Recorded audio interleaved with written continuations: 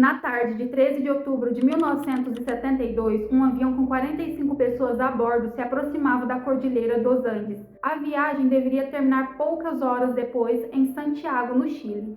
Dentro do avião estavam jovens de uma equipe de rugby, além de amigos e familiares. Até então, nada indicava o que estava prestes a acontecer. O problema começou quando o avião entrou em uma região cercada por nuvens. Os passageiros já não conseguiam enxergar direito o que havia lá fora e os pilotos precisavam descobrir exatamente onde estavam antes de começar a descer.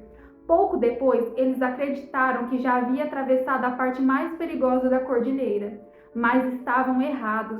O avião começou a perder altitude e foi então que, por entre as nuvens, as montanhas apareceram muito mais perto do que deveriam. O piloto tentou subir, mas não havia mais espaço suficiente, e então, em questão de segundos, uma viagem comum se transformaria em uma das histórias de sobrevivência mais impressionantes já registradas nos Andes. Quando os pilotos perceberam o que estava à frente, tentaram fazer o avião ganhar altitude novamente, mas a aeronave estava cercada por montanhas e não conseguiu subir rápido o bastante. O primeiro impacto atingiu uma das asas. Logo depois, a outra também foi arrancada. A parte traseira do avião se desprendeu, levando algumas pessoas junto com ela. O que restou do avião continuou avançando em alta velocidade pela neve, até finalmente parar em uma região completamente cercada pelos Andes.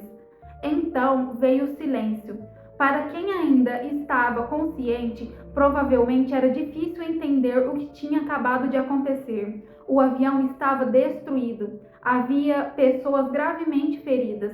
Outras já haviam morrido. E aquelas que conseguiam se mover começaram a tentar ajudar os demais.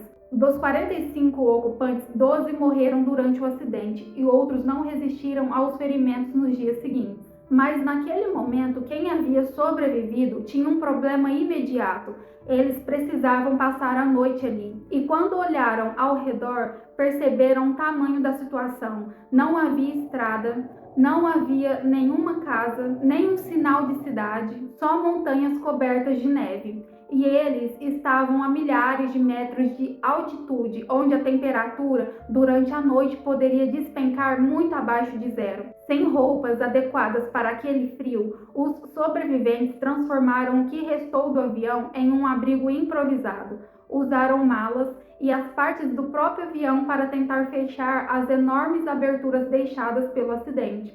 Eles se juntaram dentro daquele espaço e esperaram. Porque, apesar de tudo que havia acontecido, ainda existia um motivo para acreditar que aquilo terminaria logo. O avião estava desaparecido. Isso significava que alguém perceberia. As autoridades começariam a procurar, e bastava que um avião de busca passasse sobre aquela região para encontrá-los.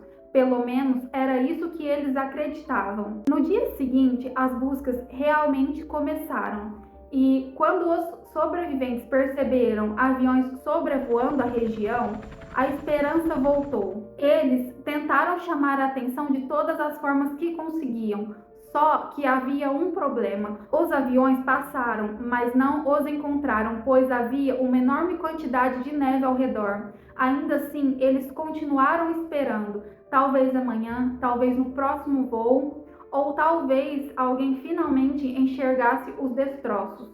Só que enquanto esperavam pelo resgate, outra coisa começava a desaparecer. Eles vasculharam o avião e reuniu praticamente tudo o que conseguiram encontrar para comer. Alguns chocolates, doces, pequenas porções de comida e algumas garrafas de bebida. Dividiram tudo cuidadosamente, tentando fazer aquelas poucas reservas durarem o máximo possível, mas havia muitas pessoas e quase nada para comer. Dia após dia, as porções ficavam menores, até que chegou um momento em que praticamente não havia mais comida. Ao redor deles existiam apenas neve, pedra, metal e quilômetros de montanhas. Mesmo assim, ainda restava uma esperança. O resgate precisava chegar antes que fosse tarde demais.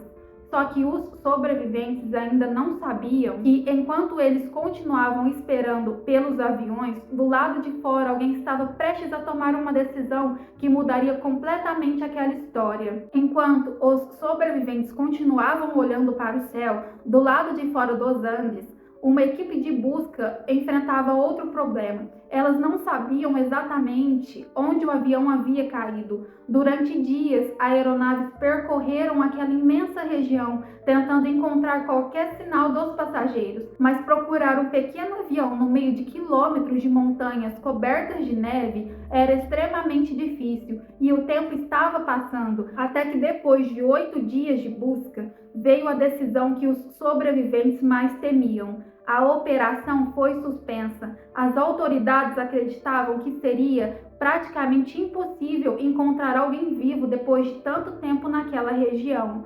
Mas havia um detalhe. As pessoas na montanha ainda não sabiam disso. Elas continuavam esperando até que um dos sobreviventes conseguiu ouvir pelo pequeno rádio que havia encontrado entre os destroços uma notícia sobre o próprio acidente. E o que escutaram foi devastador. As buscas pelo voo 571 tinham sido encerradas. Por alguns segundos, aquela notícia parecia significar uma coisa muito simples. Ninguém viria buscá-los. A esperança que sustentava o grupo desde a queda mudou naquele momento. Se quisessem sair dali, talvez precisassem encontrar uma maneira de fazer isso sozinhos. Mas antes mesmo de pensar em atravessar aquelas montanhas, havia um problema muito mais urgente. A comida havia acabado. Eles tentaram encontrar qualquer coisa que pudessem servir de alimento. Mastigaram pedaços de couro, tentaram comer parte dos assentos, procuraram plantas, mas naquela altitude, cercados por neve e pedra, praticamente não existia nada. E os dias continuavam passando. Os sobreviventes estavam ficando cada vez mais fracos. Foi então que começaram a considerar algo que poucos dias antes provavelmente parecia impensável. Ao redor dos destroços estavam os corpos das pessoas que haviam morrido no acidente. Algumas eram amigas, outras eram companheiras de equipe. Havia também familiares entre eles. Durante dias, o grupo discutiu o que fazer. A decisão não foi simples, mas eles chegaram a uma conclusão. Se quisessem continuar vivos, precisariam usar os corpos daqueles que haviam morrido como alimento. Não porque quisessem, não porque aquilo tivesse se tornado fácil, mas porque naquele lugar não existia outra fonte de comida. E foi assim que conseguiram ganhar mais algum tempo. Só que sobreviver por mais alguns dias não resolvia o principal problema. Eles ainda continuavam presos, continuavam sem saber exatamente onde estavam, e ninguém mais estava procurando por eles. Alguns começaram a pensar que a única saída seria abandonar o avião e tentar atravessar as montanhas. Mas bastava olhar ao redor para entender o tamanho do desafio. Picos gigantescos cercavam o local, o frio era intenso, eles não tinham equipamentos de montanhismo e sequer sabiam qual direção realmente os levariam até alguma cidade. Mesmo assim, começaram a estudar uma possível saída. Só que antes que pudessem colocar qualquer plano em prática, na madrugada de 29 de outubro, um barulho tomou conta da montanha. Uma enorme massa de neve começou a descer em direção ao avião. Em poucos segundos, uma avalanche os atingiu. E aqueles que tinham sobrevivido à queda, ao frio e à fome foram soterrados dentro do único lugar que ainda servia de abrigo. A neve entrou com força dentro do que restava do avião e em poucos segundos quase tudo ficou coberto. Alguns conseguiram encontrar espaços para respirar e outros ficaram completamente presos. No escuro, sem saber direito quem estava vivo, eles começaram a tentar abrir espaços com as próprias mãos. Era uma situação desesperadora, porque não bastava escapar da neve, eles ainda estavam presos dentro do avião. A entrada havia sido bloqueada pelo avalanche e por quase 3 dias o grupo permaneceu ali praticamente enterrados. Quando finalmente conseguiram sair, descobriram que o avalanche havia deixado mais vítimas. 8 pessoas morreram naquela noite. Depois de tudo que já tinham enfrentado, o número de sobreviventes diminuía novamente. E talvez naquele momento tenha ficado ainda mais claro que simplesmente permanecer ali esperando não era uma opção. Se ninguém estava procurando por eles, alguém teria que sair e ir em busca de ajuda. O problema era descobrir para onde ir. Eles acreditavam que o Chile estava relativamente próximo, do outro lado das montanhas.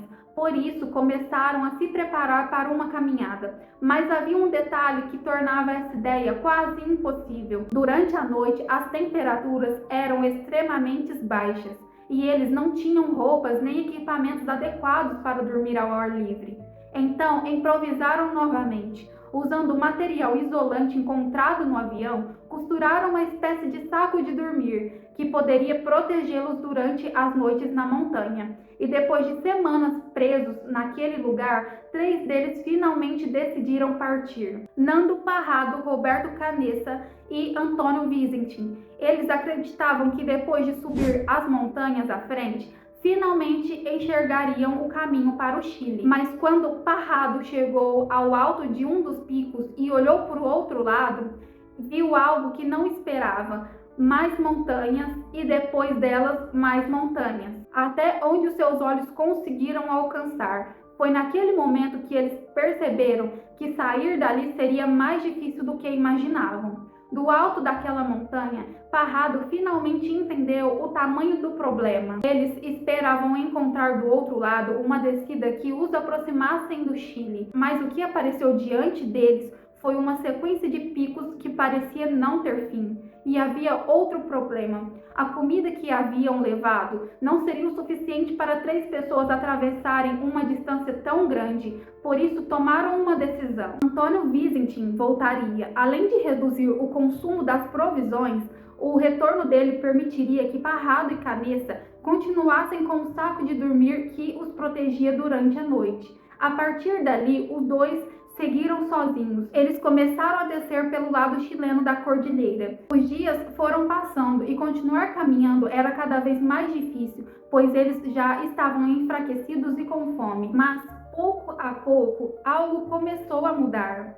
A neve já não cobria tudo ao redor. Surgiram pequenos sinais de vegetação, depois água corrente. E pela primeira vez em muito tempo, aquela paisagem parecia indicar que eles estavam se aproximando de algum lugar onde pudesse existir vida. Até que encontraram algo ainda mais importante: rastro de presença humana.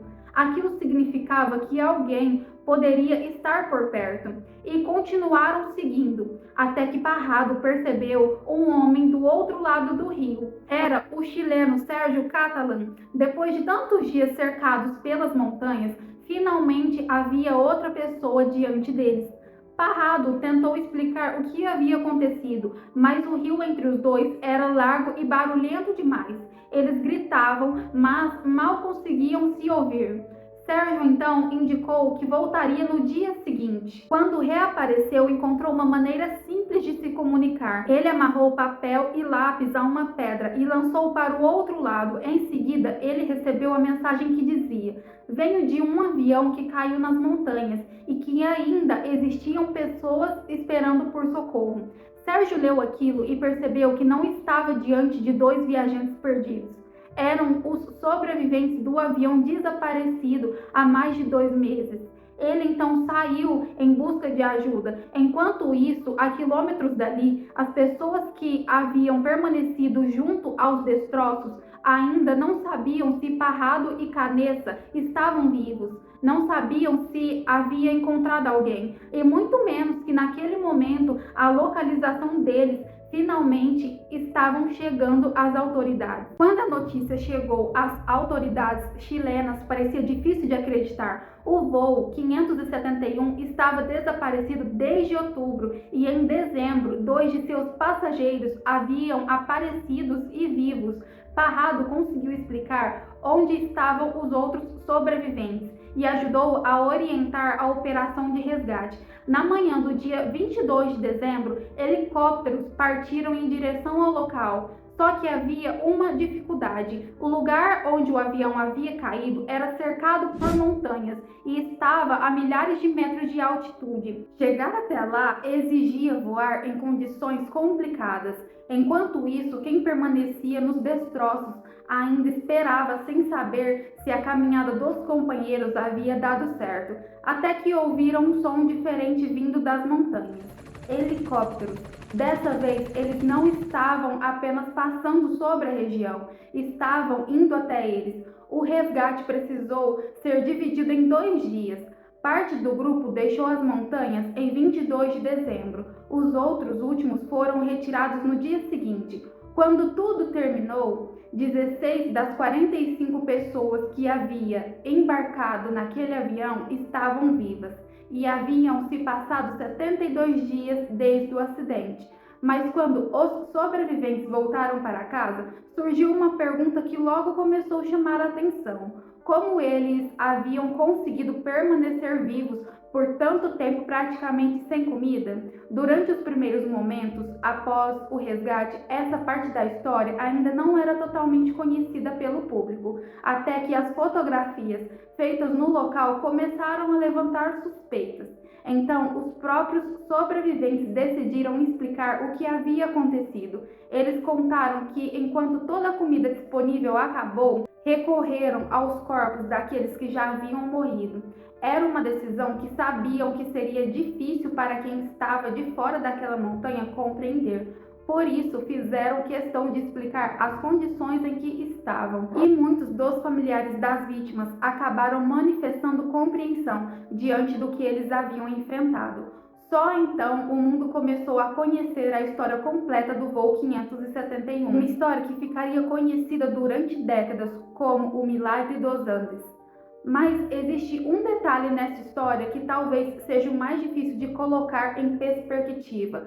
Parrado e Canessa não sabiam que estavam prestes a encontrar Sérgio quando começaram aquela caminhada. Não havia uma equipe esperando do outro lado da montanha, nem estrada que eles soubessem aonde estavam. Eles simplesmente continuaram até aparecer o primeiro sinal de que o mundo ainda estava ao alcance deles. E foi aquela pequena mensagem atravessando um rio que finalmente levou a ajuda às pessoas que continuavam esperando nos Andes. Mais de 50 anos depois, os sobreviventes ainda se reúnem e contam o que aconteceu naquela montanha. E essa é mais uma história que continua despertando curiosidade, não apenas pelo acidente, mas por tudo aquilo que ninguém poderia imaginar que aconteceria depois dele. E você, teria coragem de fazer tudo o que eles fizeram para conseguir sobreviver? Me conte aqui nos comentários e eu vou ficando por aqui e até o próximo vídeo.